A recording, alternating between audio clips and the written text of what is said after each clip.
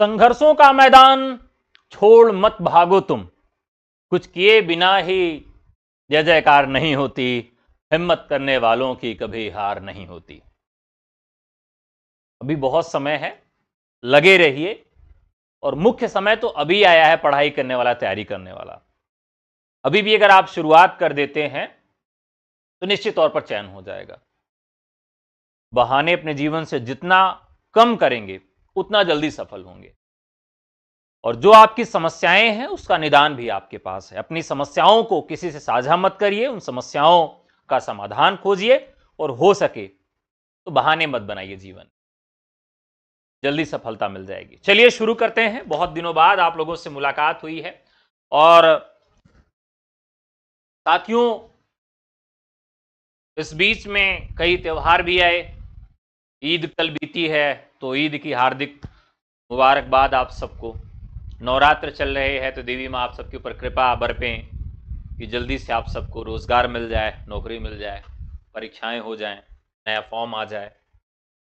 तो चलिए शुरू करते हैं आज का एपिसोड।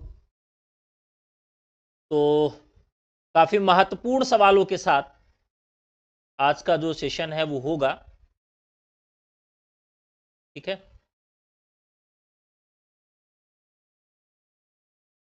तो आज का जो सबसे पहला सवाल है उस पर चलते हैं।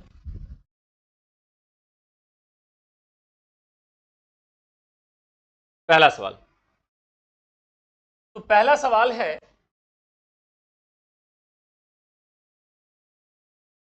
भाषा विकास के चरण में कौन सम्मिलित नहीं है? भाषा विकास के चरण में कौन सम्मिलित नहीं है? चलिए फटाफट कमेंट करिए, जल्दी जल्दी सवालों के हल ढूंढेंगे। ठीक है, तो जितना जल्दी आप लोग कमेंट करेंगे उतना जल्दी हम सवालों के जवाब लेके आगे बढ़ते रहेंगे।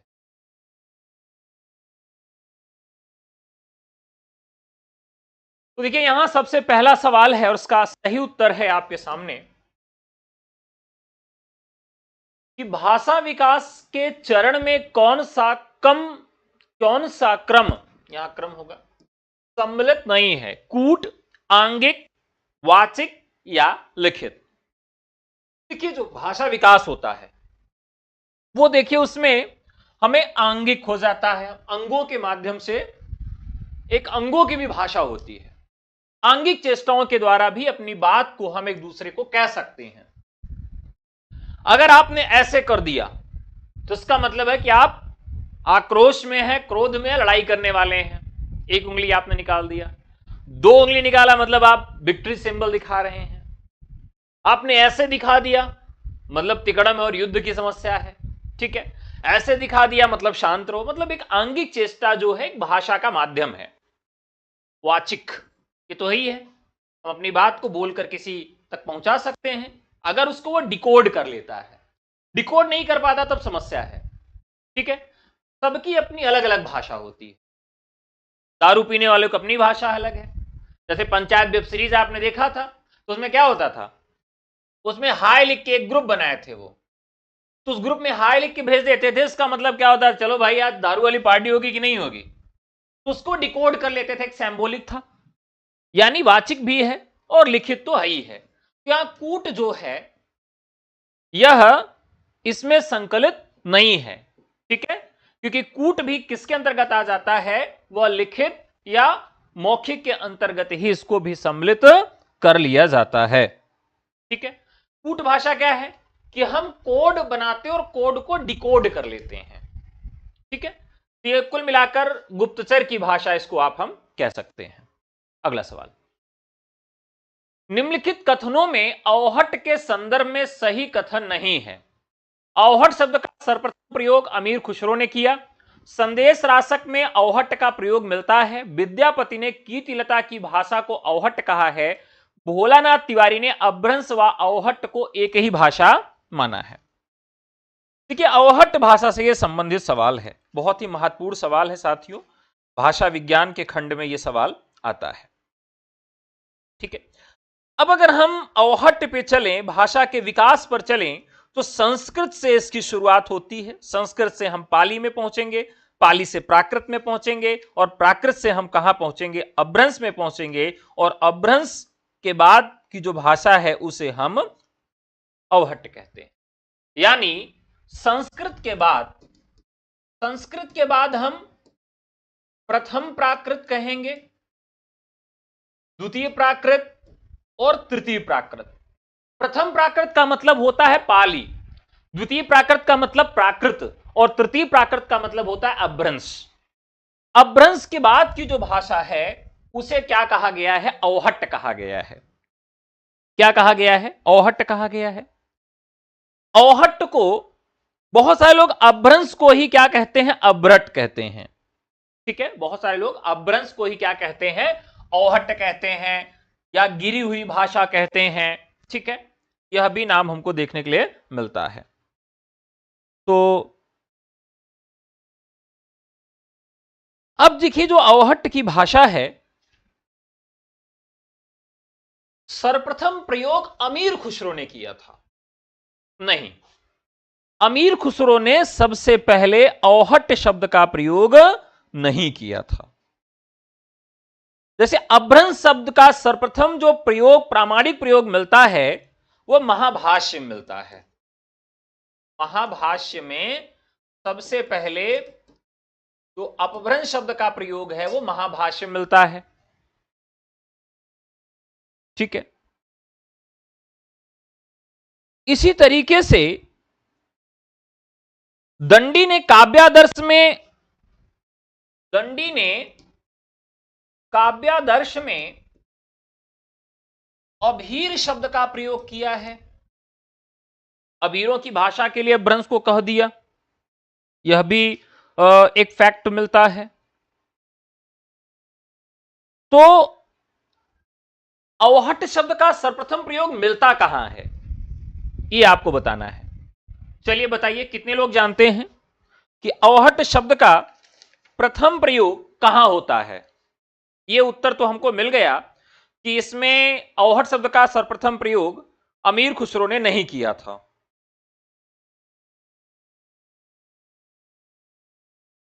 चलिए,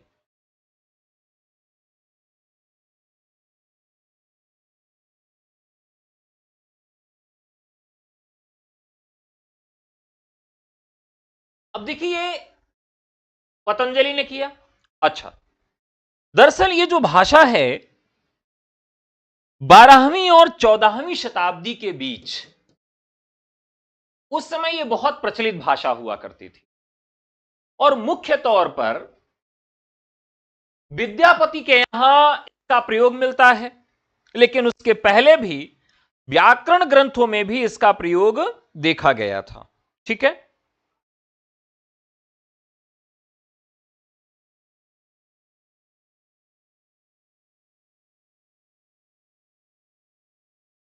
बहुत सारे विद्वान जो है अवहट्ट को पुरानी हिंदी भी कहते हैं। क्या कहते हैं, अवहट्ट को पुरानी हिंदी के नाम से भी अभिहित करते हैं।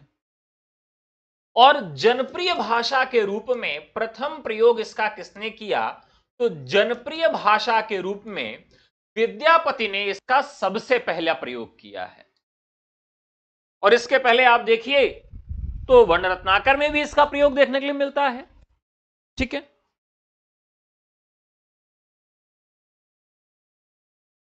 ठीक है। अब यहां पर क्या सुनीति कुमार चटर्जी ने अवहट्ट और अपभ्रंश को, अवहट्ट और अपभ्रंश को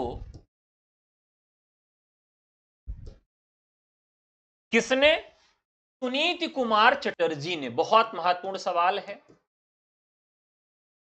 क्या माना है, इन्होंने कहा कि यह पुरानी हिंदी के बीच की कड़ी है। अब अवहट्ट और अपभ्रंश पुरानी हिंदी के बीच की कड़ी है, किसने कहा है, सुनीति कुमार चटर्जी ने कहा है। तो यह भी सवाल महत्वपूर्ण है, इसको भी याद रखिएगा। अगला सवाल, घर का भेदी कहानी संग्रह के रचनाकार कौन है। घर का भेदी, बताइए।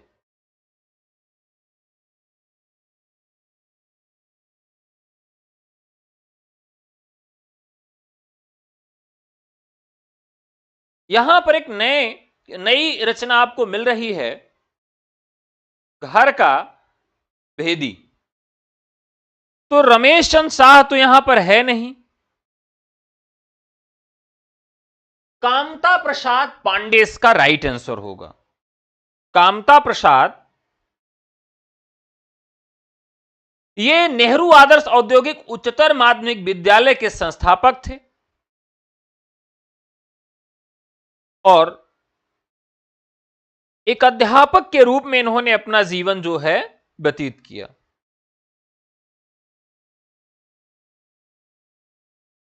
इनका जन्म सागर में हुआ, लेकिन इन्होंने संपूर्ण जीवन जो अपना है जबलपुर में व्यतीत किया।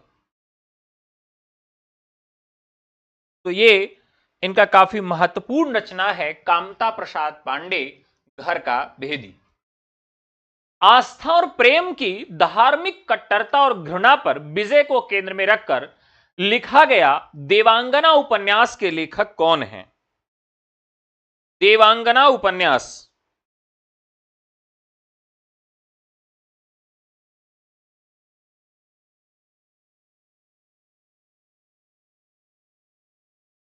तो देवांगना उपन्यास के जो लेखक हैं वो हैं मणि मधुकर।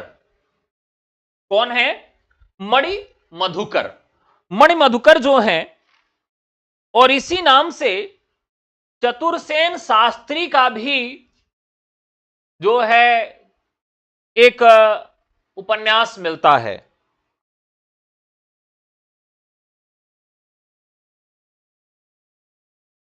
तो दोनों यहां पर है, मणि मधुकर भी और चतुरसेन शास्त्री भी। सही है।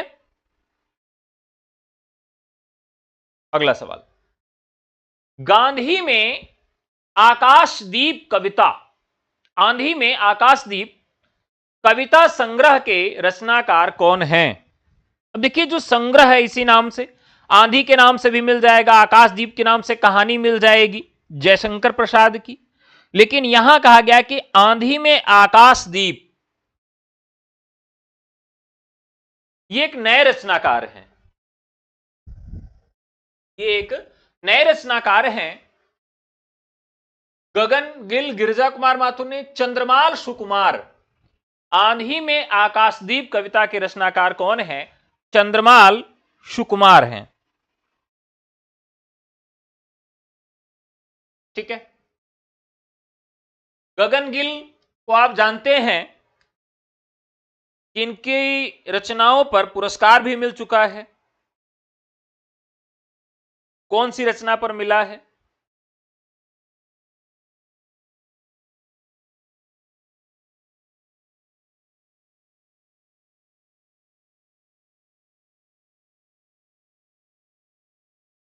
तो साहित्य अकादमी पुरस्कार मिला। और एक मजेदार बात है कि साहित्य अकादमी पुरस्कार 70 साल में केवल 2 महिलाओं को मिला है, और जिसमें आपकी गगन गिल भी शामिल है। तो इस तरह से भी काफी महत्वपूर्ण है गगन गिल। अगला, जयशंकर प्रसाद द्वारा रचित किस नाटक का काल ऐतिहासिक दृष्टि से गुप्त काल नहीं है? फटाफट बताइए।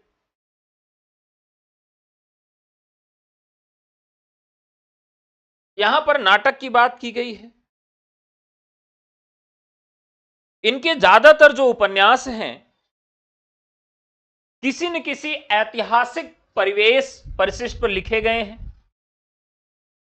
जब मैं बाहर आई के लिए मिला था, गगन गिल को बहुत अच्छा है। ध्रुस्वामिनी, स्कंदगुप्त और राजश्री, ये जो नाटक है इनके ऐतिहासिक दृष्टि से लिखे गए हैं, गुप्त काल पे लिखे गए हैं। सज्जन जो है वह महाभारत, वह महाभारत के कथानक को आधार बनाकर लिखा गया है। 1910 में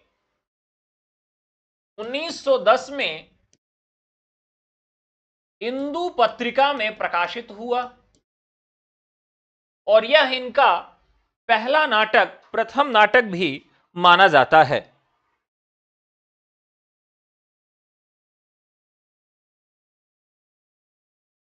अगला सवाल, उलझन कहानी के रचनाकार कौन हैं? उलझन कहानी के रचनाकार कौन हैं? महीप सिंह, राजेंद्र अवस्थी, भीष्म साहनी। तो देखिए, उलझन कहानी महीप सिंह ने भी लिखी है और राजेंद्र अवस्थी ने भी लिखी है। दोनों लोगों ने उलझन नामक कहानी लिखी है। ठीक है,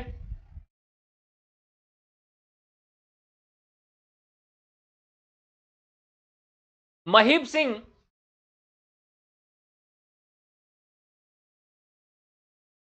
किस कहानी आंदोलन से जुड़े थे?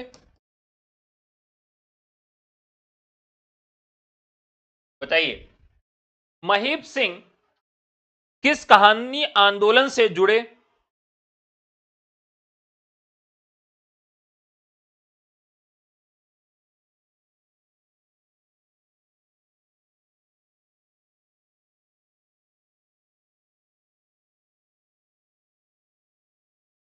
अब देखिए, यहां पर बहुत ही महत्वपूर्ण है कि महीप सिंह किस कहानी आंदोलन से जुड़े।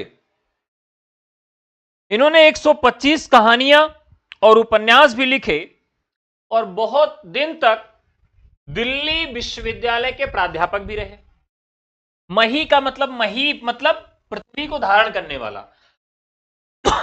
तो पृथ्वी को धारण करने वाला व्यक्ति कैसा रहेगा? बहुत चेतन रहेगा, यानी संचेतन। तो सचेतन कहानी जो है, उसी संचेतन कहानी जो है, उसकी आंदोलन की शुरुआत करने वाले ये माने जाते हैं। ठीक है, बहुत महत्वपूर्ण है।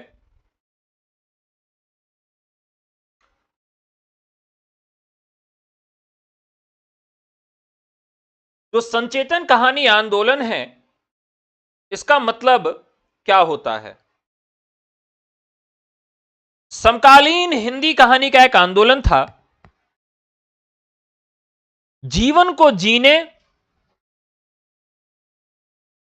जीवन को जीने और जानने पर जोर देने वाला एक आंदोलन था कि कहानी का जो वर्ण विषय निर्धारित किया जाए, उसमें यह देखा जाए कि हम कैसे जीवन को जिएंगे और उस जीवन को कैसे जानेंगे। जीवन को इसमें सचेतन दृष्टि से देखने का प्रयास किया गया। किसको? जीवन को। तो जीवन को आप सचेतन दृष्टि से देखिए, इस प्रकार का इस आंदोलन में काम किया गया। मृत्यु भय, व्यर्थता और आत्म प्रभूत चेतना का त्याग किया गया इसमें। और पूरा जो ये आंदोलन है, मनुष्य के संघर्ष को समर्पित किया गया। तो बहुत महत्वपूर्ण आंदोलन है, इसे आप याद रखिएगा। अगला सवाल, आचार्य रामचंद्र शुक्ल ने पहली बार रस विवेचन को मनोवैज्ञानिक आधार प्रदान किया। रामचंद्र शुक्ल के संबंध में यह कथन किसने कहा है? डॉक्टर नामवर सिंह, डॉक्टर गोपाल राय, विश्वनाथ प्रसाद मिश्र या डॉक्टर नगेंद्र? बताइए।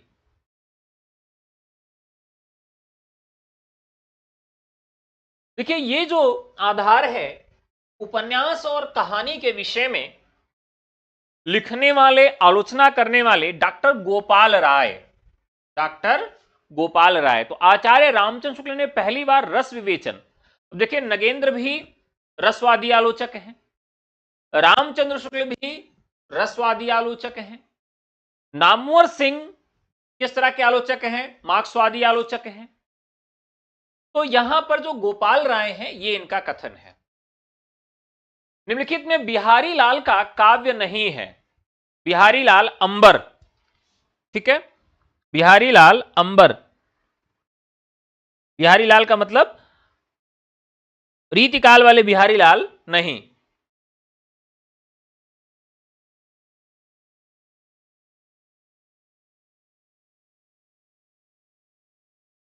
कौन सा नहीं है?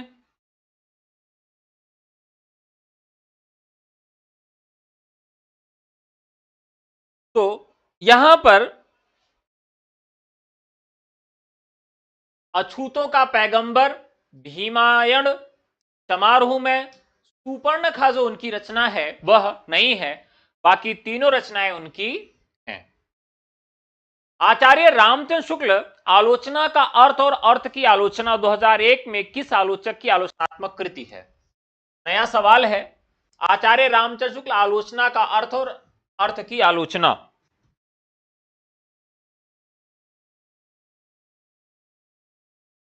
देखिए, हिंदी साहित्य और संवेदना का विकास नामक एक ग्रंथ, इतिहास ग्रंथ लिखने वाले रामस्वरूप चतुर्वेदी, इनका मुख्य तौर पे ग्रंथ कब आता है? 1986 में आता है। इन्होंने ही यह लिखा है। यह बहुत ही महत्वपूर्ण कृति है, रामस्वरूप चतुर्वेदी।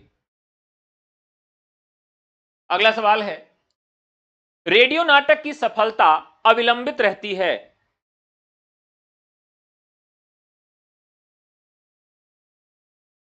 अब रेडियो नाटक क्या है?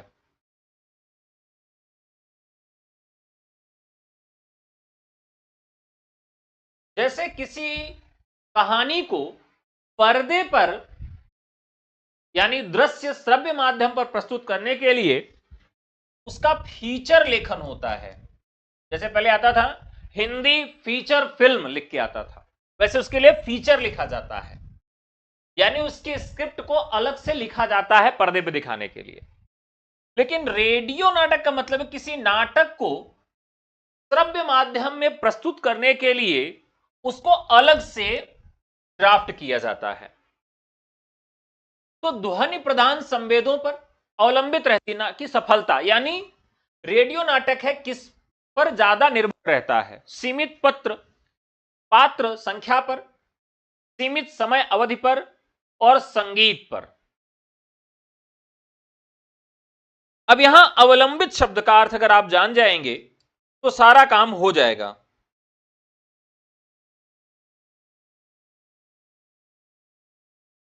अवलंबित का अर्थ जानते हैं? एक शब्द होता है अवलंब,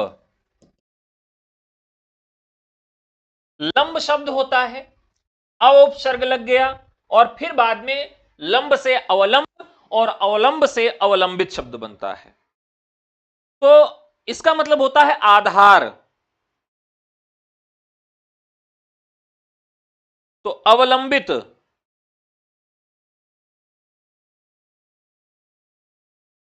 किस पर अवलंबित रहती है? ध्वनि प्रदान संवेदों पर, संवादों पर, सीमित पात्र संख्या पर, सीमित समय अवधि पर या संगीत पर।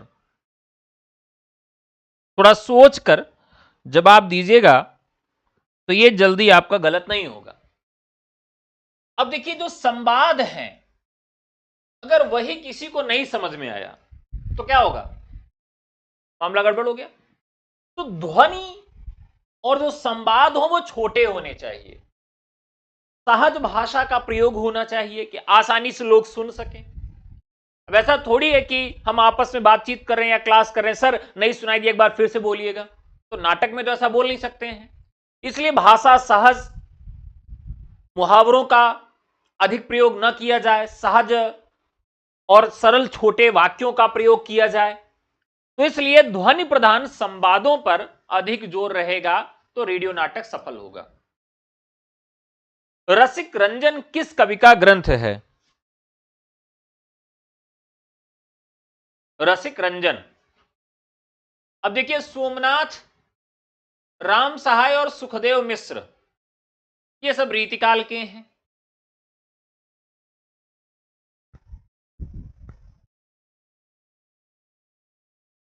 कुमारमणि जो है इनके ग्रंथ का नाम है रसिक रंजन। क्या है? रसिक रंजन। ठीक है। अब बाकी देखिए, रीतिकाल में बहुत सारे रचनाकारों को हम लोगों ने पढ़ा था और बहुत अच्छे से आपको याद भी कराया था। सोमनाथ की जो रचना है मैंने आपको एक रचना इनकी सोमनाथ की याद करवाई थी, सोम, देखिए जितने भी लोग हैं वो विलास कब करते हैं? सुजान के साथ जब सोम पी लेते हैं, याद कराया था। सुजान विलास बहुत महत्वपूर्ण रचना है, इस तरह से इसको याद रखिएगा। इसी तरीके से सोम का मतलब रस होता है, तो इनकी रचना का नाम है रस पीयूष निधि। ये दो रचनाएं सोमनाथ की बहुत महत्वपूर्ण है, जो आपसे पूछी जाएंगी। अब अगर बात करें सुखदेव मिश्र की, तो सुखी कौन व्यक्ति है? जो आध्यात्म विश्वास करता है, यानी आध्यात्म प्रकाश इनकी बहुत महत्वपूर्ण रचना है जो पूछी जा सकती है। इसके अलावा रसारणव रचना भी इनकी बहुत महत्वपूर्ण है।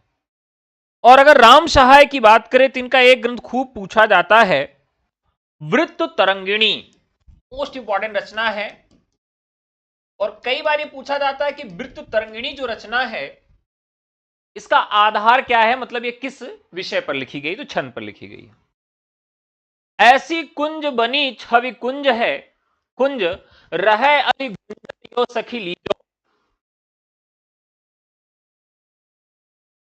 किसकी पंक्तियां हैं? तो ये कुलपति मिश्र की पंक्तियां हैं, रसरास जिन्होंने लिखा है। गीत पद्धत पर तुलसीदास ने कौन सी रचना की है? ये बहुत मेहनत से मैंने आपको पढ़ाकर रटाया था, यह सवाल नहीं गलत होना चाहिए।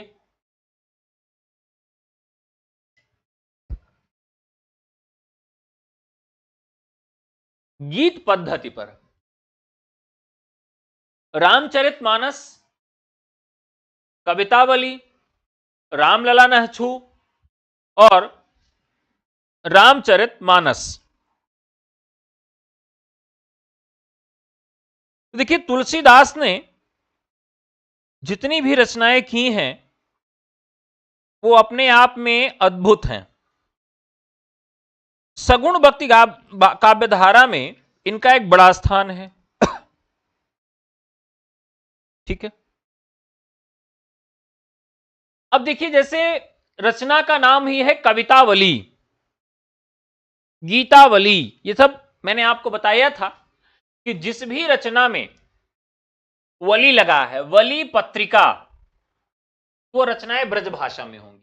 अगर किसी भी रचना में वली लगा है या लास्ट में पत्रिका लगा है तो रचनाएं किस भाषा में हो जाएंगी? ब्रज भाषा की रचनाएं हो जाएंगी। ठीक है, इसी तरीके से जो इनकी विनय पत्रिका रचना है यह ब्रज भाषा में है और 279 छंद हैं इसमें।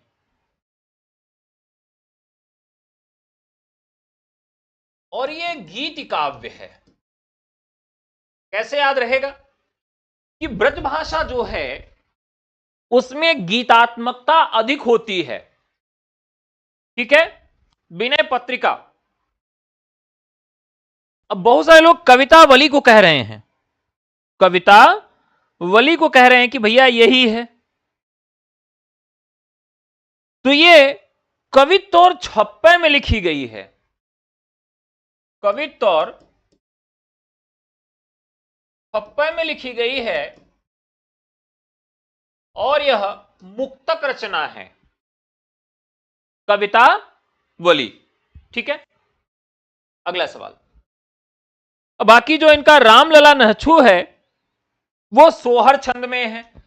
तो नहछू शब्द से तो आपको याद ही रहेगा कि गांव में जब नहछू होता है तो गीत ही गाया जाता है। किस तरह का गीत होता है? सोहर वाला ना, बहुत सारे लोग को याद भी होगा। अब तो ये परंपरा ही लगभग समाप्त होती जा रही है। बहुत सारे लोग अब डीजे में बजा देते हैं या यूट्यूब में बजा देते हैं। महिलाओं को सोहर गीत ही नहीं आता है, या आता है तो फिल्मी वाला आता है। जो हमारे कल्चर्ड गीत हैं वो हमको नहीं आते हैं। आदि शारदा गणपति गौरी मनैया हो, राम लला करन छुआई सुनई आई हो। जही गाये सिद्धि होई परम निधि पैया हो, कोटि जन्म कर पातक दूरी सो जई आई हो। इस तरह से सोहर छंद में तुलसीदास जी ने लिख दिया था, रामलला न छू। अब यहां क्या है कि हिंदी साहित्य के इतिहास में कई चिंतन एवं कला धाराओं का योगदान किस काव्य धारा में मिलता है। अब यहां देखिए बहुत सारी धाराएं हैं आपको मिलेंगी। अब जैसे हम प्रेम मार्गी धारा में चलें तो हमको इसमें केवल सूफी काव्य मिलेगा। हाँ, सूफियों के कई सारे संप्रदाय मिलेंगे, लेकिन उनका जो आधार है, उनका जो ध्येय है, जो उनका स्वरूप है, स्ट्रक्चर है, वो सब एक ही तरह से मिलेगा आपको। भारतेंदुगीन काव्य धारा में आपको एक ही अवधारणा मिलेगी, राष्ट्रीयता मिलेगी, ब्रजभाषा की कविता मिलेगी, या तो फिर आपको समस्या पूर्ति मिलेगी। रीति काव्य धारा की अगर बात करें तो रीति काव्य धारा का जो स्ट्रक्चर है, रिजी है सुकवि तो कविताई है, और ना ही तो राधा कन्हाई सुमिरन को बहानो है। तो वहां पर भी राजाओं का स्तुति गान मिलेगा। कृष्ण काव्य धारा आपको ऐसी मिलेगी जहां चिंतन एवं कला धाराओं का समन्वय है। मीरा जी अलग धारा में कविता लिख रही हैं, रसखान अलग लिख रहे हैं, रहीम अलग लिख रहे हैं, सूरदास की वैचारिकता अलग है, वल्लभाचार के शिष्य अलग आ जाते हैं, विठलनाथ के शिष्य अलग धारा में हैं। उसमें भी देखिए कि कोई हित हरिवंश धारा चला रहा है, कोई वल्लभ के, कोई गौड़ी मठ चला रहा है, तो सबका अपना स्वरूप।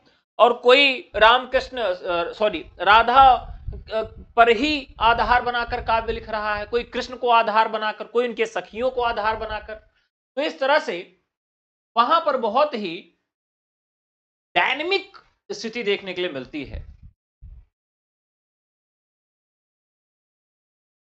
तो यहां राइट आंसर होगा कृष्ण भक्ति धारा। रासो साहित्य के किस ग्रंथ में मेघदूत एवं संदेश रासक की संदेश परंपरा मिलती है? ठीक है,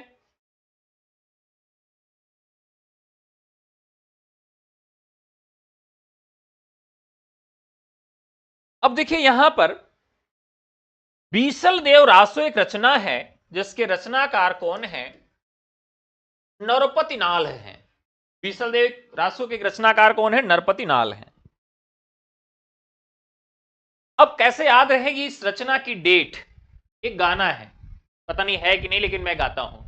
12/12/12 12/12/12, ऐसे याद रख लीजिए। नरपति नाल तो 1212 विक्रमी में इसकी रचना होती है। इसमें राजमती का व्यक्तित्व उभारा गया है, श्रृंगारिक परंपरा का प्रतिनिधि काव्य है। तो युद्ध, प्रेम, ये सब कुछ आपको देखने के लिए मिलेगा। हिंदी के कुछ विद्वानों ने शालिभद्र सूरि को हिंदी का पहला कवि माना। इनकी रचना कौन सी है? तो देखिए मैंने इसको याद कराया था कि अगर किसी के पास भद्रशालियां हैं, अभद्र नहीं भद्रशालियां हैं, तो इस दुनिया का भारतेश्वर बाहुबली रास है, वो बाहुबली है। अगर अभद्रशालियां मिल गई तो क्या होगा? होली में जीजा की बुरी हाल कर देंगी। ऐसे याद रख लेंगे। आदिकालीन कवियों की स्वच्छंद अनुभूतियों के चित्रण के लिए सर्वाधिक प्रयुक्त छंद था। अब देखिए यहां पर दोहा को दूहा कहा जाता था, और जितनी भी अभिव्यक्ति देखने के लिए मिली है आदिकाल के दौरान, वो हमें यही देखने के लिए मिली है।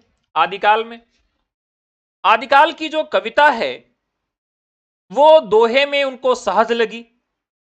जो रचनाएं पंक्तियां प्रसिद्ध हुई वह भी आप देखिए तो आपको दोहे में ही मिलती हैं। ठीक है, तो दोहे से संबंधित जो उदाहरण है वह भी कई बार पूछे गए हैं, महत्वपूर्ण काव्य पंक्तियां पूछी गई हैं। ठीक है, जो दोहे में है। अब जैसे 9 लाख पातरी आगे नाचे पीछे सहज अखाड़ा, ऐसे मन लो जोगी खेले तब अंतरी बसे भंडारा, गोरखनाथ ने लिखा। अब जब हम दूसरे पक्ष में आते हैं दोहा के,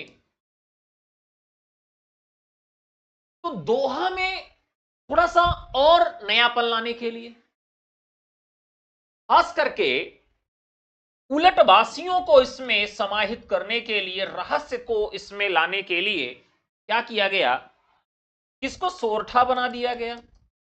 और सोरठा के जन्मदाता कौन हो जाते हैं, नाथ हो जाते हैं। नाथ परंपरा में सोरठा की शुरुआत होती है, क्योंकि स्ट्रक्चर वही है, उसको उलट दिया इन्होंने। तो दोहा यहां पर राइट छंद है। हां, बहुत सारे लोगों को छप्पे बहुत पसंद थे, छप्पे बहुत पसंद थे, लेकिन छप्पे हर जगह देखने के लिए मिलता नहीं है। जहां छप्पे की भाषा आती है वहां समझ में नहीं आता कि अच्छा ये छप्पे लिखा गया है। तो बहुत सारी काव्य पंक्तियां जो हैं, जो बहुत महत्वपूर्ण है आदिकाल से, मतलब कोई काव्य से पंक्ति पूछी जाए या ना पूछी जाए, वो यहां से तो जरूर पूछी जाएगी। ठीक है, तो ये आप जरूर याद रखिएगा। जैसे एक पंक्ति पूछी जाती है विद्यापति की आदिकाल से, तो लोग उसे कबीर दास की पंक्ति मानते हैं, क्योंकि विद्यापति के यहां हिंदू मुस्लिम की बात नहीं की जाती है, कबीर के यहां हिंदू मुस्लिम की बहुत बात की जाती है। लेकिन पंक्ति लिख रहे हैं विद्यापति, कहां लिख रहे हैं, कीर्तिलता में। क्या लिखते हैं, और कतहु तुर्क बरकर बार जायते बेगार धर, धरिया ने बाभन बरुआ माथा चढ़ावी गाय का चरुआ, हिंदू बोले दुर्निकार छोटऊ तुर्का भबकी मार। क्या हिंदू और तुर्क शब्द का प्रयोग किया गया, ध्यान रखिएगा, बहुत कम जगह तुर्क शब्द का प्रयोग किया गया, ज्यादातर जगहों पर। तो यहां पर क्या होता है, बड़ा कंफ्यूजन हो जाता है कि यार ये पंक्ति तो देखने में लग रही है कि कबीरदास की है, लेकिन वास्तविकता यह है कि पंक्ति किसकी है, विद्यापति की है। और ये पंक्ति कहां से ली गई है, तो इसको भी याद रखिएगा, कीर्तिलता से ली गई है, कीर्तिलता से ली गई। ठीक है, अगला सवाल, कबीर से संबंधित आलोचनात्मक ग्रंथ व उनके आलोचकों का सही युग्म नहीं है। कबीर वचनावली हरिऔध, कबीर हजारी प्रसाद द्विवेदी, संत कबीर डॉक्टर धर्मवीर और कबीर मीमांसा रामचंद्र तिवारी। अब देखिए साथियों, यहां पर ये जो यहां पर डॉक्टर धर्मवीर का नाम लिया गया है, ये डॉक्टर धर्मवीर भारती नहीं है, ये डॉक्टर धर्मवीर हैं, जो कि कबीर पर इन्होंने बहुत सारी आलोचनात्मक कृतियां लिखी। और ये डॉक्टर धर्मवीर कौन है, दलित विमर्श के आलोचक हैं। तो यहां पर ये आपका सही हो जाएगा। कबीर, संत कबीर जो लिखा है वो डॉक्टर धर्मवीर ने नहीं लिखा है। रामकुमार वर्मा का भी मिलता है, शुक्ल का भी मिलता है। अगला सवाल, निम्नलिखित कथनों में सूफी काव्य के संबंध में असत्य कथन का चयन करिए। मंझन के गुरु मोहम्मद गौस थे, शेख निशार का वास्तविक नाम गुलाम अशरफ था, सत्यवती कथा की भाषा राजस्थानी है, शुक्ल जी ने मधुमालती को खंडित कृति माना है। देखिए बढ़िया सवाल है। अब देखिए, जो सत्यवती कथा है, ईश्वर क्या होता है, ईश्वर सत्य है, सत्य ही शिव है, शिव ही सुंदर है, टाणा, एक गाना था ना ऐसे। तो ऐसे याद रखिएगा, सत्यवती कथा किसकी रचना है, ईश्वरदास की है। और इसे पहली रचना किसने माना है, यह भी पूछा जाता है कि सत्यवती कथा को पहली रचना किसने माना, तो यह भी आप याद रखिएगा। तो ये जो रचना है राजस्थानी में नहीं है, ये जो रचना है राजस्थानी में नहीं है। बाकी मोहम्मद मंजन के गुरु मोहम्मद गौस थे, ठीक है। शेख निसार का वास्तविक नाम गुलाम अशरफ था, यह भी ठीक है। शुक्ल जी ने मधुमालती को खंडित कृति माना है, ठीक है। इन्होंने यह माना है कि मधुमालती मृगावती यह भी पहली रचना है, यह शुक्ल जी के अनुसार। और ये कौन कहते हैं, तो ईश्वर के 1000 रूप होते हैं, ईश्वर सत्य है, ठीक है। और ईश्वर के 1000 रूप होते हैं, 1000 से हजारी प्रसाद द्विवेदी, ऐसे याद रख लेंगे, ठीक है। अगला सवाल, निम्नलिखित आलोचनात्मक कृतियों में शास्त्रीय आलोचना संबंधी कृति नहीं है, शास्त्रीय आलोचना संबंधी। भारतीय काव्य का सिद्धांत, सौंदर्य शास्त्र के तत्व, रस सिद्धांत और सौंदर्य शास्त्र, साहित्य सर्जना, तो बाकी सब क्या है, शास्त्रीय आलोचना से संबंधित ग्रंथ है। लेकिन यह जो साहित्य सर्जना है यह शास्त्रीय आलोचना से संबंधित कृति नहीं है।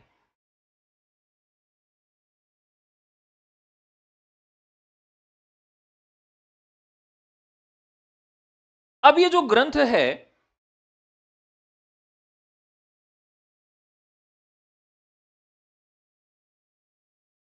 साहित्य सर्जना,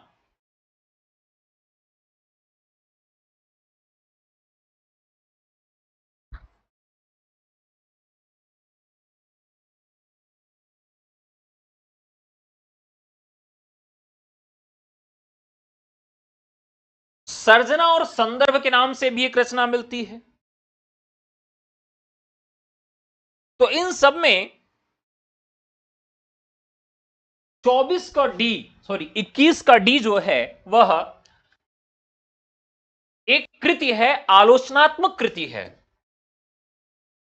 आलोचना की कृति तो है ये, लेकिन शास्त्रीय आधार पर यह रचना नहीं मिलती है।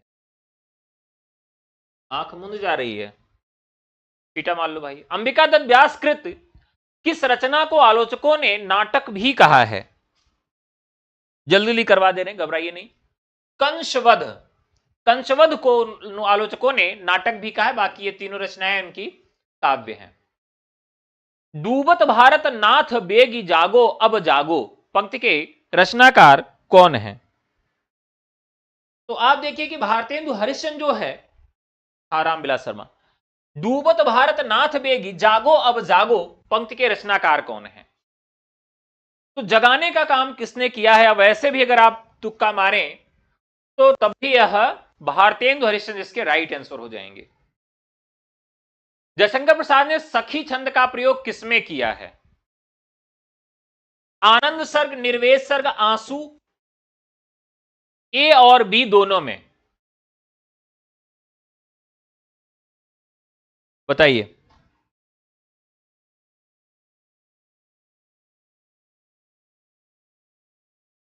अब देखिए सखी जो छंद है यह काफी महत्वपूर्ण है। सखी छंद जो है यह 14 मात्रिक 4 चरणों का सममात्रिक छंद है, समझिएगा, सममात्रिक छंद है ये।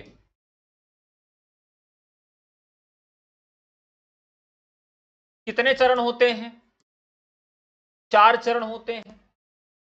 अब अगर इसमें हम 2 और जोड़ दें तो ये चौपाई हो जाता है, और इसी में अगर हम 1 जोड़ दें ये चौपाई हो जाता है। तो चौपाई में 15 छंद, चौपाई में 16 छंद, और सखी में 14 छंद होते, मतलब 14 मात्राएं होती हैं, ठीक है। इस तरह से याद रखना है। अब यहां क्या है, आनंद सर्ग और निर्वेद सर्ग दोनों में ही सखी छंद का प्रयोग किया गया है। आलोचक गंगा प्रसाद तुलना किससे किया? आलोचक गंगा प्रसाद की तुलना, सवाल है ईसा महाराज इसको टाइप कर दिए हैं।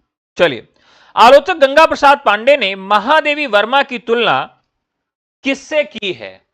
आलोचक गंगा प्रसाद पांडे ने महादेवी वर्मा की तुलना किससे की है? तो हिमालय के समान धीर, गंभीर और अडिग से की है। साधारणी, अब यह काफी महत्वपूर्ण है। साधारणित नगर में मेरा जन्म हुआ, बचपन बीता अति साधारण, साधारण खान पान। यह कविता किसकी है? भारत भूषण अग्रवाल की है। अगला सवाल, काला तेंदुआ के रचनाकार कौन है? अब इस तरह की कभी भी खतरनाक रचनाएं, जैसे खूटियों पर टंगे लोग, तेंदुआ, मरजीवा, मतलब इस तरह का खतरनाक वाला नाम अगर आपको आए और आपको तुक्का मारना हो, तो सर्वेश्वर दयाल सक्सेना, एक सूनी नाव, जंगल का दर्द, इस तरह की अगर कोई खतरनाक रचना आए तो आप सर्वेश्वर दयाल सक्सेना लगा सकते हैं। शैलेश जैदी द्वारा रचित अब किसे वनवास दोगे काव्य रचना का संबंध किससे है? अब स्वाभाविक है कि वनवास की बात की गई है तो राम कथा होगी, यानी यहां पर रामचरित होगा। अगला सवाल, निम्नलिखित में आईना पत्रिका के संपादक कौन थे? आईना पत्रिका के संपादक कौन थे? तो राजेंद्र प्रसाद सिंह, राइट आंसर। वृद्ध पीपल के रचनाकार कौन हैं?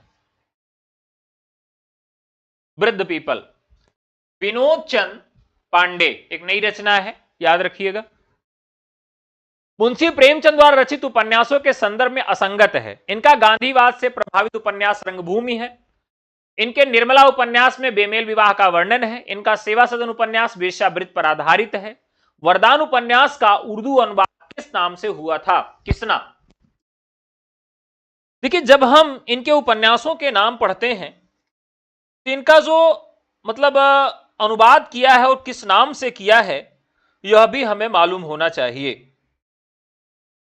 तो बहुत ही महत्वपूर्ण फैक्ट हो जाता है ये, और बार बार पढ़ने के बाद भी अगर आपको भूल जाता है तो मैं आपको याद करा सकता हूं, और ये वादा भी कर सकता हूं कि अगर जीवन में अगर कोई भुला दिया मेरे बाद याद कराने के, तो गुरु फिर जो आप कहोगे हम करने के लिए तैयार हैं।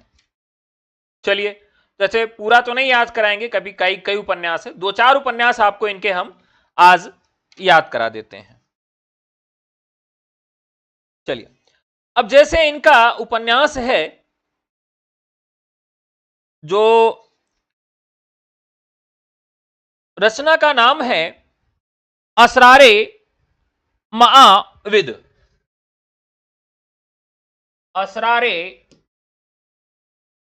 मआविद। अब इसका अर्थ कुछ भी हो, लेकिन मैं आपको याद करा दूंगा, कभी नहीं भूलेगा। असरारे मआविद। अब देखिए, जब आप बीमार होते हैं तो क्या होता है? आपकी 2 तरह से ट्रीटमेंट किया जाता है। कौन सा? एक दवा से और एक दुआ से। ठीक है, दवा के लिए आप कहां जाते हैं? दवा के लिए आप हॉस्पिटल जाते हैं, और दुआ के लिए कहां जाते हैं? देवस्थान जाते हैं। देवस्थान रहस्य। तो देवस्थान का क्या होता है? असरारे मतलब असर होता है। ऐसे याद कर लेंगे, कभी भूलेगा? जीवन में नहीं भूलेगा। हम खुरमा व हम सबाब, हम खुरमा व हम सबाब, देखिए कैसे होगा? हम खुरमा व हम सबाब।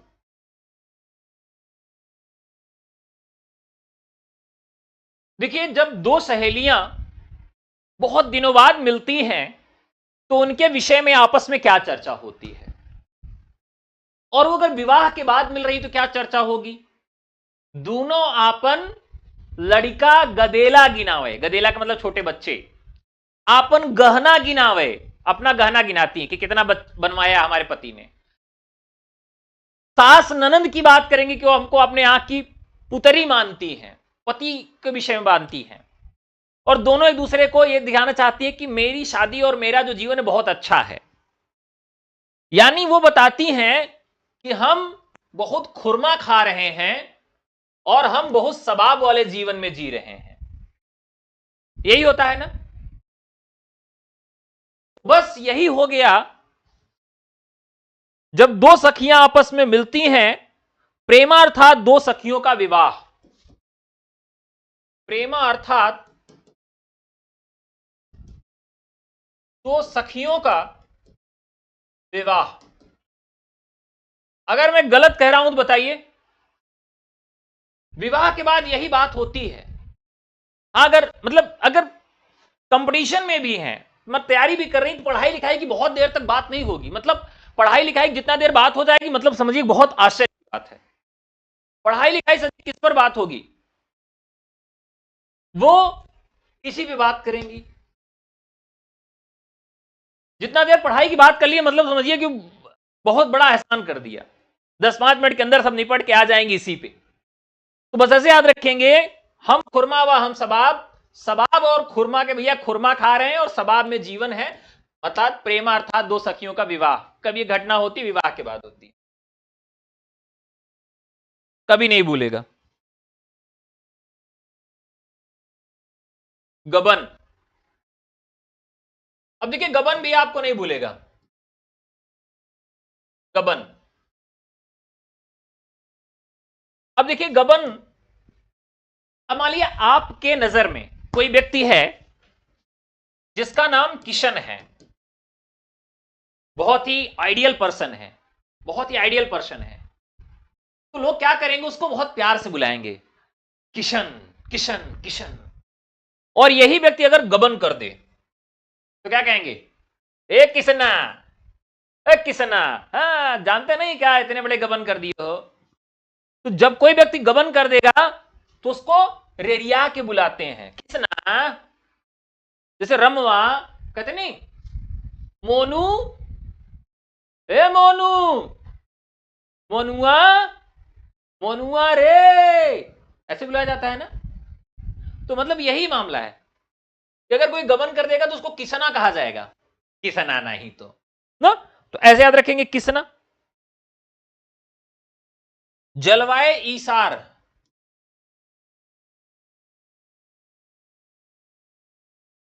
जलवाए ईसार। अब देखिए यहां पर अगर कोई व्यक्ति पढ़ा लिखा नहीं है तो ईश्वर को क्या कहेगा, वो ईशार कहेगा, ईशार। और जब ईश्वर वरदान देते हैं तो क्या निकलता है, इस तरह से जलता हुआ प्रकाश निकलता है। मतलब ईशार ईश्वर, जलवाए ईशार। तो जब ईश्वर आशीर्वाद देते हैं यानी वरदान देते हैं तो क्या निकलता है, जलवाए ईशार, जलता हुआ आग निकलता है। जलवाए ईशार यानी वरदान दे रहे हैं और जलता हुआ ये आग निकल रही है, इसमें से वरदान निकल रहा है। इमेजिन करिए कि भगवान जब आशीर्वाद देते हैं, वरदान देते हैं, तो जलवाए ईशार होता है, जलता हुआ एक ऐसे किरण निकल जाती है।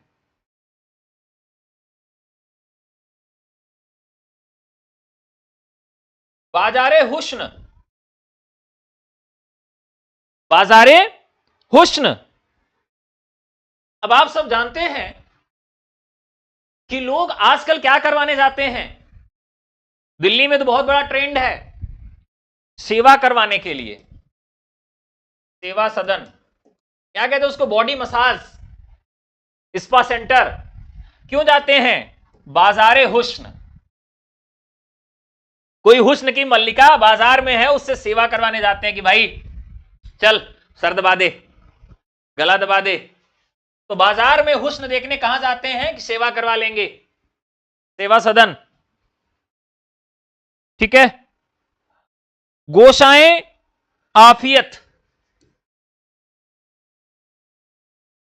गोशाएं आफियत,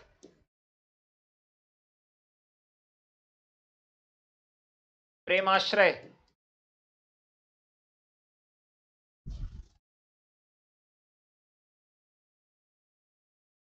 अब यहां देखिए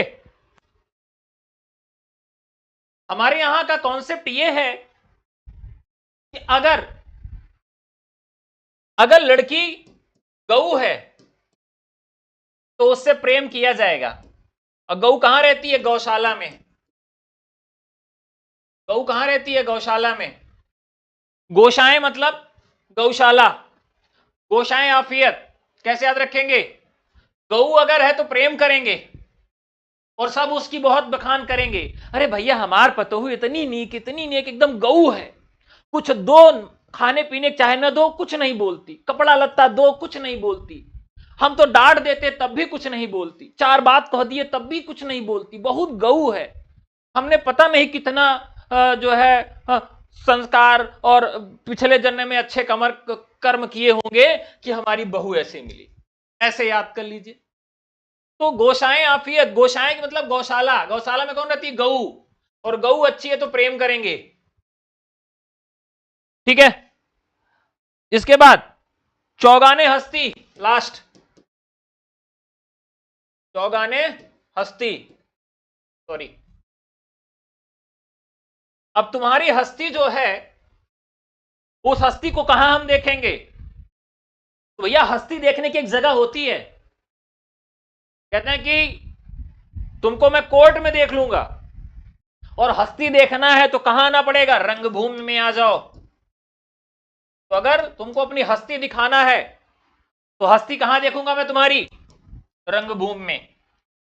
कहते हैं तुम्हारा दुआरा, तुम्हारा घर है, तुम्हारे घर के सामने क्या, बाहर निकलो बताते तुमको, रंगभूमि में आओ तब तुम्हारी हस्ती देखेंगे, चौगाने हस्ती। अब बताओ याद रहेगा कि भूल जाओगे? तो असरारे माविद प्रेमचंद का प्रथम उपन्यास है।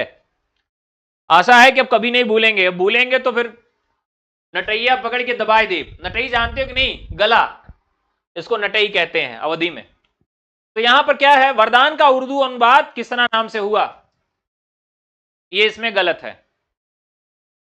किसना मतलब कोई व्यक्ति अगर क्या कर देगा तो किसना उसको लोग कहेंगे, गबन कर देगा। तो अगला फटाफट करते, उदय शंकर भट्ट नायिका प्रधान उपन्यास है, नायिका प्रधान उपन्यास डॉक्टर शेफाली नाम में ही लगा हुआ है। अगला सवाल, निम्नलिखित उपन्यासों में किस उपन्यास में एक ऐसे परिवार का चित्रण किया गया जिसमें पिता सामंतवादी प्रवृत्ति का है एवं उसके 3 पुत्रों में एक गांधीवादी, दूसरा आतंकवादी तथा तीसरा साम्यवादी? बहुत महत्वपूर्ण सवाल है, अब ध्यान रखिएगा। अगर किसी के घर में तीनों लड़कियां अलग अलग निकल जाएं तो क्या कहेंगे? यार पूरा घर बेकार हो गया, सब टेढ़े मेढ़े रास्ते पे निकल गए। राइट आंसर, टेढ़े मेढ़े रास्ते।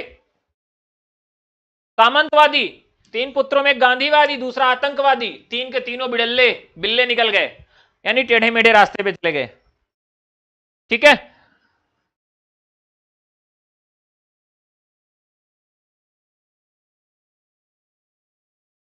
चलिए अगला 34, मणिक मुल्ला। अब देखिए मणिक मुल्ला बहुत बार पूछा गया सवाल है। सूरज का 7वां घोड़ा, धर्मवीर भारती। अस्क पहले नाटककार है जिन्होंने हिंदी नाटक को रंगमंच से संबद्ध किया और उसे रोमांस के कटघरे से निकालकर आधुनिक भावबोध के साथ जोड़ा। ऐसी जो मतलब कठिन बात, कठोर बात अगर कोई कह सकता है, कौन है? बच्चन सिंह। अदालत जारी है, अब देखिए एक रचना थी, नाटक जारी है, इसकी विधा पूछी जाती है, नाटक जारी है। उसी तरीके से अदालत जारी एक रचना है। ठीक है। अदालत कहां जारी रहेगी? जहां पर विजय तेंदुलकर रहेंगे। ठीक है। प्रेमघन ने मुख्यतः ब्रजभाषा में काव्य रचना की है, किंतु खड़ी बोली के लिए उनके काव्य में विरक्ति नहीं थी। वे कविता में भाव गति के कायल थे, ना तो उन्हें भाषा के शुद्ध प्रयोग की चिंता थी, ना वो यति भंग से विचलित होते थे। बद्रीनाथ चौधरी प्रेमघन के संबंध में यह कथन किसका है?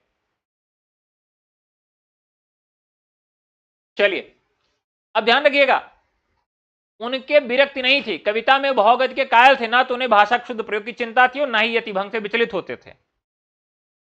यानी कभी भी वो विचलित नहीं होते थे। कैसे विचलित नहीं होते थे? चाहे उनके सामने नाग ही क्यों ना आ जाए। तो नगेंद्र को जब भी पढ़िए नाग समझ के पढ़िए, हमेशा याद रहेंगे नगेंद्र। ठीक है। जैसे एक रचना है कामायनी अध्ययन की समस्याएं, यही रचना है या कामायनी पुनर्मूल्यांकन की समस्याएं? कामायनी और समस्या दो चीज देख लीजिए। अगर कोई नाग जो है कामायनी के ऊपर बैठा हुआ है तो क्या होगा? समस्या होगी कि नहीं? कैसे पढ़ने जाओगे? कामायनी को नहीं पढ़ पाओगे ना, समस्या होगी ना। कब? जब नाग बैठा रहेगा। यही हमारी ट्रिक है कामायनी अध्ययन पे नगेंद्र की रचना। अगला सवाल, डॉक्टर नगेंद्र ने द्विवेदी के नाटकों को कितने वर्गों में विभाजित किया? 6 वर्गों में। इतिहास के गड़े मुर्दे उखाड़ने का काम इस युग के साहित्य में वांछनीय नहीं है, कथन लक्ष्मी नारायण ने अपने किस नाटक की भूमिका में लिखा है? सन्यासी में। स्वाभाविक ऐसी बात कौन कर सकता है? सन्यासी। याद रखिएगा। निम्नलिखित में किस नाटक के नाटककार ने दोहरे कथानक के शिल्प का उपयोग करते हुए स्त्री की स्त्री होने के कारण होने वाली उपेक्षा और दुर्दशा का चित्रण उपस्थित किया है? देखिए हमारा समाज जो है वो स्त्रियों को कहां रखना चाहता है? कभी फ्रंट पे नहीं रखना चाहता। कहां रखना चाहता है? नेपथ्य में। तो नेपथ्य राग राइट हो जाएगा ए। निम्न में लक्ष्मी नारायण लाल का नाटक नहीं है। देखिए लक्ष्मी नारायण लाल और लक्ष्मी नारायण मिश्र, इसको मैंने बहुत अच्छे से आपको याद कराया था। अगर गुरु ये सवाल गलत हुआ तो समझो कि सब मटिया पलीद हो गई। याद है सबको? देखिए जितने भी लक्ष्मी नारायण लाल की रचनाएं हैं उसमें हम लाल को ढूंढेंगे। लाल किसको कहते हैं? अरे मेरा लाल, ऐसे ही होता है ना। तो जहां भी लाल शब्द आए वहां लाल रहेगा। अब देखिए एक कुआं है, कुआं अंधा है, तो आपको क्या डर रहेगा कि कहीं मेरा लाल जाके उसमें गिर न जाए? यही डर रहेगा ना। यानी अंधा कुआं लक्ष्मी नारायण लाल। ठीक है। तो जब भी याद करेंगे लाल से यानी छोटा बच्चा, उससे जोड़ के याद करेंगे। तो काशी का जुलाहा, निम्नलिखित में से काशीनाथ सिंह की कहानी है? काशीनाथ सिंह की कहानी है, बहुत महत्वपूर्ण रचना है। अभी जीवित है सूचना। जनवादी विचार मंच की स्थापना कब हुई थी? 1977। बच्चे गवाह नहीं हो सकते कहानी के रचनाकार हैं। बच्चे गवाह नहीं हो सकते। पंकज बिष्ट मोस्ट इंपॉर्टेंट है। एक संपूर्ण समाज में सृजनात्मक कल्पना की भूमिका का पुनर्विस्कार कैसे किया जाए, इस प्रकार के विचारों को किस निबंधकार ने अपने निबंधों में उठाया है? तो यहां पर निर्मल वर्मा और प्रभाकर माचवे दोनों राइट आंसर। जिन्होंने मुझे रचा ये है। निबंध किसका है? भवानी प्रसाद मिश्र। कब्रिस्तान में पंचायत के रचनाकार कौन है? तो केदारनाथ सिंह गुजर गए हैं। कहां मिलेंगे आपको? कब्रिस्तान में, वहीं पंचायत करते हुए मिलेंगे। केदारनाथ सिंह। केदारनाथ बहुत सारे लोग दर्शन के लिए जाते हैं और कब्रिस्तान में पहुंच जाते हैं, बहुत खतरनाक जगह है, बहुत सारे लोग मर जाते हैं, ऐसे भी याद कर सकते हैं। केदारनाथ सिंह कब्रिस्तान में पंचायत। भारती सौंदर्यबोध और तुलसीदास के रचनाकार हैं, बहुत महत्वपूर्ण रचना है। रामविलास शर्मा, मोस्ट इंपॉर्टेंट रचना है भारतीय सौंदर्यबोध और तुलसीदास। सुमित्रानंदन पंत के थोड़ा सा ये गड़बड़ है, बता रहा हूं। सुमित्रानंदन पंत जीवन और साहित्य के रचनाकार कौन है? शांति जोशी। सुमित्रानंदन पंत जीवन और साहित्य, ये रचना है शांति जोशी। स्वनिम के ज्ञान के अभाव में वैज्ञानिक लिपि का निर्माण संभव है। स्वनिम के संदर्भ में यह कथन किस विद्वान का है? स्वनिम, ध्यान रखिएगा यहां पर देवेंद्रनाथ शर्मा का है। ये स्वनिम का मतलब क्या होता है? ध्वनि की सबसे छोटी इकाई। तो ये किसका कथन है? देवेंद्रनाथ शर्मा का है। तो साथियों, आज के प्रश्न आपको कैसे लगे जरूर बताइएगा। अगर आप UP TGT PGT LT grade GRC प्रवक्ता assistant professor KVS NVS DSSB और बीपीएससी टियर 4 की तैयारी कर रहे हैं, नए बैचेस से जुड़ना चाहते हैं, लाइव या रिकॉर्डेड बैचेस या प्रैक्टिस बैच लेना चाहते हैं, तो आइए केवल व्हाट्सएप करिए 9628959237। अगर आप याद करने वाले दर्द से पीड़ित हैं, आपको याद नहीं होता है कोई भी चैप्टर, आप चैप्टर का नाम बताइए, पब्लिक क्लास में मैं आपको याद करवा के दिखाऊंगा। हिंदी का कोई भी चैप्टर हो, हंसते हंसते कट जाए रस्ते, पब्लिक क्लास में 1 घंटे की क्लास में वो चैप्टर आपको याद करा के दिखाऊंगा क्लास में। बाकी आप लोग पढ़ते रहते हैं तो जानते होंगे, लेकिन गारंटी के साथ आपको क्लास में याद करवा दूंगा। नई रचनाएं भी नोट कर रहा हूं, थोड़ा सा टाइम लगेगा, जल्दी करवा दूंगा। ठीक है, तो आज का एपिसोड यहीं तक। हमसे जुड़ना चाहते हैं तो व्हाट्सएप करके जुड़ सकते हैं। तो साथियों नमस्कार, धन्यवाद, जय हिंद।